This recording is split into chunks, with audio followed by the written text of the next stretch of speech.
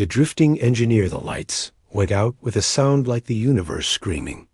Kira Valdez felt the research station shudder around her, as every system she had spent 3 years maintaining failed at once. Emergency power kicked in, bathing the engineering deck in hellish red light, but she already knew it was too late. The reactor core had gone critical during the artifact scanning sequence, and now the horizon's edge was dying around her. She pulled herself along the emergency rails as artificial gravity flickered on and off.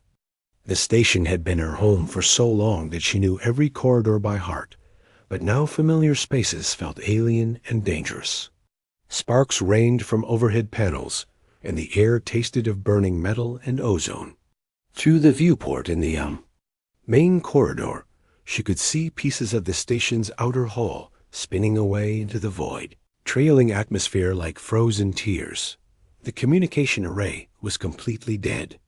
Even if it had been working, they were so far from any inhabited system that a distress signal would take decades to reach help. The horizon's edge had been positioned at the very edge of known space to study the strange artifacts that drifted in from the galactic rim. Now that isolation, which had once seemed romantic and adventurous, felt like a death sentence. Kira made her way to the central laboratory where the rest of her team should have been. She found them at their stations, all unconscious but breathing. Dr. Sarah Chun, the team's xenorchaeologist, was slumped over her research notes. Marcus Webb, their communications specialist, had fallen backwards in his chair.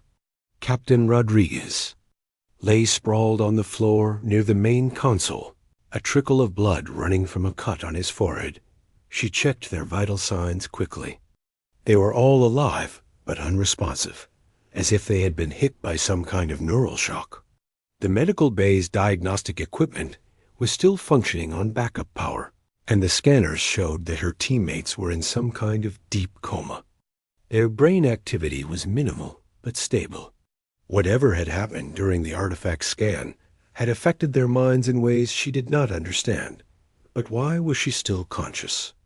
Kira had been in the engineering section when the accident occurred, separated from the main lab by several bulkheads. Perhaps that had protected her from whatever force had knocked out the others. Or perhaps it was something else entirely. She had always been different from her colleagues, more intuitive with technology, able to sense problems in systems before the diagnostics caught them. Her instructors at the Colonial Fleet Academy had called it a gift, though they could never explain it scientifically. The station's orbit was decaying rapidly. Without main power to maintain position, they were falling toward the nearby brown dwarf star. She had perhaps 6 hours before the radiation and gravitational forces tore the station apart. The escape pods were damaged beyond repair, their launch systems fried by the same surge that had killed the main reactor. She was trapped with 4 unconscious teammates and no way to call for help. Kira returned to her engineering station and began working with desperate efficiency. If she could restore even partial power to the main systems, she might be able to stabilize their orbit long enough to figure out a better solution. Her hands moved across the control interfaces with practiced precision, rerouting power from non-essential systems and jury-rigging connections that the original designers had never intended. As she worked, her eyes kept drifting to the artifact that had caused all this trouble. It sat in its containment field in the center of the lab, a crystalline structure about the size of a person's torso. The thing was beautiful in an alien way, with faceted surfaces that seemed to shift and change when viewed from different angles. They had found it drifting in space 3 months ago, apparently ancient beyond measure. Dr. Chon had estimated it was at least 50,000 years old based on the cosmic ray damage to its surface. The artifact had been completely inert until today. No energy emissions, no response to any kind of stimulation. They had scanned it with every instrument they possessed, taken samples from its outer surface, even tried communicating with it using mathematical sequences and prime numbers. Nothing had worked. Then this morning, Dr. Chun had suggested trying a new scanning protocol, one that used quantum resonance fields to peer inside solid matter. The moment the quantum scanners had activated, the artifact had begun to glow.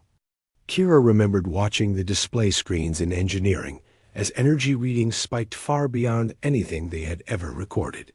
Then the feedback pulse had hit, overloading every system on the station and knocking her teammates unconscious. But the artifact was still glowing, pulsing with a soft blue light that seemed almost alive. She abandoned her repair work and approached the containment field. Up close, the light from within the crystal was hypnotic. It reminded her of deep ocean water, illuminated by sunlight, constantly shifting and flowing. As she watched, the pattern seemed to respond to her presence, growing brighter and more complex. She reached out tentatively, her hand stopping just short of the containment barrier. The moment her fingertips touched the energy field, everything changed. The artifact's light flared brilliantly, and suddenly Kira could hear something. Impossible. A voice speaking directly into her mind. Not words exactly, but concepts and emotions that her brain somehow translated into meaning. Who disturbs the long sleep? The presence felt ancient and vast, like an ocean of consciousness that had been dreaming for millennia. I sense ... familiarity. You are not like the others who found me. You are ... Kira jerked her hand back, her heart pounding. She had just made contact with an alien intelligence, something that had been waiting inside the crystal for thousands of years. The implications were staggering. This was the greatest discovery in human history, and she was experiencing it alone while her station fell toward a star. She forced herself to be calm and pressed her palm against the containment field again. The voice returned immediately, clearer. This time, you are human. There was wonder in the mental voice, and something that might have been joy. I had hoped, but did not dare believe. After so long, a human has finally come. You know about humans? Kira spoke aloud, unsure if the entity could hear her words, or only her thoughts. Know about you. Child, my people created you. The presence paused, and Kira sensed it was studying her somehow, examining her in ways she could not comprehend. Though you have changed much since we last met, evolved, grown stronger. The modifications we made to your ancestors have flourished beyond our wildest dreams. Modifications? What are you talking about? I am Zenth of the Architects, last survivor of the first builders. 50,000 of your years ago, we found your species on a small world in what you now call the Orion Arm. You were primitive then, barely capable of fire and simple tools. But we saw your potential, a spark of something greater. We helped you, guided your development, enhanced your natural abilities. The revelation hit Kira like a physical blow. Humans had not evolved naturally. They had been uplifted by an alien race, genetically modified to serve some purpose she did not yet understand. Why? What did you want from us? Not from you, child, for you.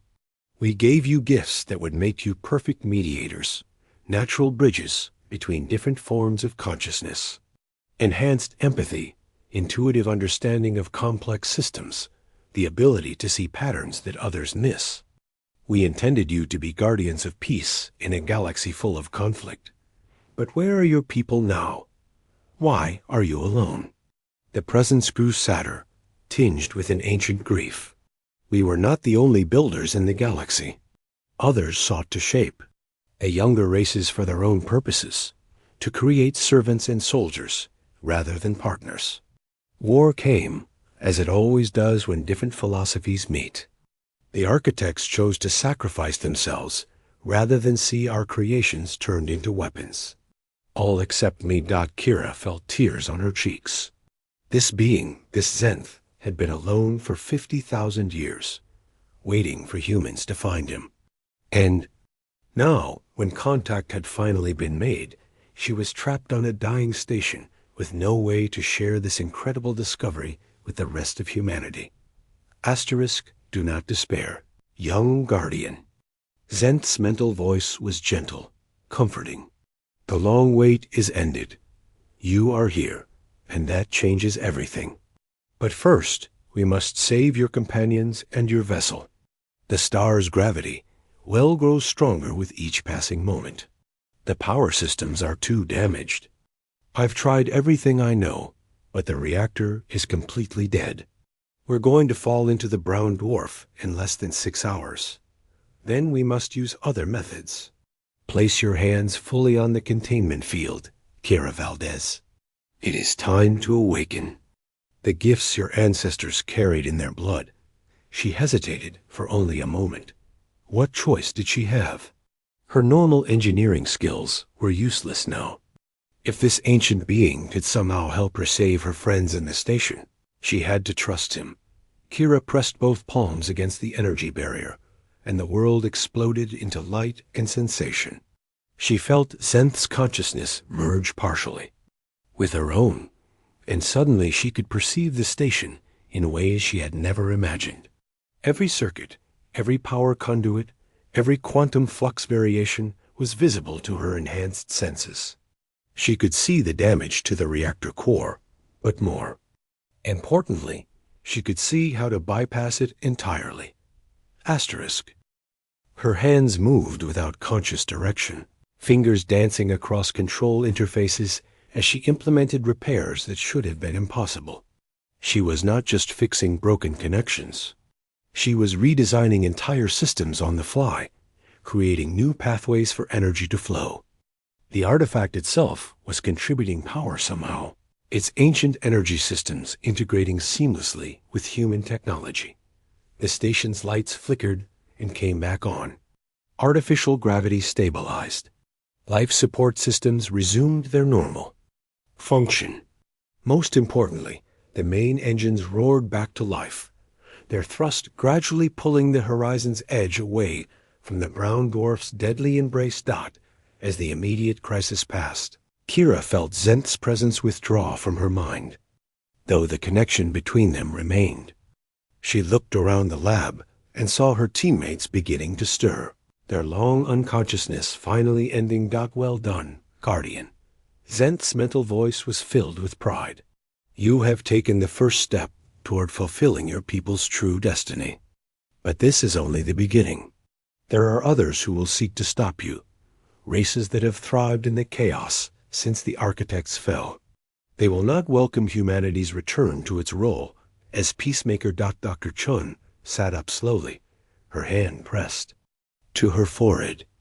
Kira, what happened? I remember starting the quantum scan, and then she trailed off as she noticed the artifact glowing brilliantly in its containment field. It's responding to something, Marcus said, struggling to his feet. The energy. Readings are off the charts. Captain Rodriguez was the last to recover, his military training helping him assess the situation quickly. Status report, Engineer Valdez. How long were we unconscious? Kira looked at her teammates, then at the glowing crystal that contained her new ally. How could she explain what had happened? How could she tell them that everything they thought they knew about human history was wrong? Tell them the truth, Zenth advised. They deserve to know what they have discovered, and you will need their help for what comes next. Sit down, Kira said quietly, all of you. What I'm about to tell you is going to change everything we thought we knew about ourselves and our place in the galaxy. As her teammates gathered around the artifact, Kira began to speak. She told them about Zenth, about the architects, about humanity's true origins and purpose. She explained how they had been modified to serve as natural diplomats and peacekeepers, gifted with abilities that were only now beginning to manifest. The revelation was met with shock, disbelief, and finally wonder as Zenth himself confirmed her words. Through the artifact's communication system, Dr. Chun wept as she realized the implications for human history. Marcus immediately began trying to establish a proper communication protocol with their ancient ally. Captain Rodriguez, ever practical, focused on the immediate questions of what this meant for their mission and their safety. But as they talked and planned, none of them noticed the dark shapes moving through space beyond the edge of their sensor. Range. Other intelligences had felt the artifact's awakening, beings that had worked for millennia to keep humanity scattered and ignorant of its true potential. The return of the architect's influence would not be allowed, even if it meant destroying every human in the galaxy. The war for humanity's future was about to begin. The Guardians returned 3 days after first contact with Zenth, the Horizons. Edge had become something entirely different from the research station it had been. The ancient architect's knowledge flowed through the ship's systems like digital blood, upgrading and enhancing everything it touched. Bulkheads that had been simple metal now hummed with energy fields that could deflect plasma fire. Computer. Cores that had struggled with basic calculations now processed quantum equations. That would have baffled the greatest scientists on Earth. Kira stood in what had once been the main laboratory, now transformed into something resembling a command center from humanity's distant future. Holographic displays floated in the air around her, showing star charts and tactical information that Zenth provided through their mental link. The crystal artifact itself had grown, its faceted surface extending tendrils of living light that interfaced directly with the station's systems. The modifications are proceeding faster than I anticipated. Zenth's voice resonated in her mind. Your species has evolved remarkable adaptability since we last worked together. Your neural patterns are integrating with our technology at rates that would have taken your ancestors years to achieve. It feels natural, Kira replied, her hands moving across controls that hadn't existed an hour ago. Like I was born to do this. Is that part of the genetic modifications you mentioned? Indeed. We designed your people to be natural bridge builders, capable of understanding and interfacing with any form of consciousness or technology. But even we did not anticipate how far those gifts would develop during your isolation. Dr. Chun approached. From the expanded research section, her eyes bright with the excitement of discovery. Kira, you need to see what we found in the historical data Zenth provided. The records go back over 2 million years, and they paint a picture of galactic civilization that's completely different from what we assumed. She activated a holographic display that showed the Milky Way as it had appeared 50,000 years ago. Instead of the scattered, competing civilizations that dominated the modern galaxy, the ancient map showed vast networks of cooperation spanning thousands of light years. The architects weren't just builders, Dr. Chun explained. They were the galaxy's first peacekeepers, mediating disputes between species and preventing wars before they could start. But they couldn't be everywhere at once, so they began uplifting younger races to help them. The display shifted, showing human-inhabited worlds scattered throughout what was now called human space. But these weren't the primitive tribal settlements that archaeologists had discovered. These were advanced civilizations working in harmony with dozens of other species. We weren't just one of many uplifted races, Marcus added, looking up from his communication console. According to Zenth's records, humans were the most successful. Our natural empathy and pattern recognition made us perfect for diplomatic roles. We were like galactic counselors, I suppose.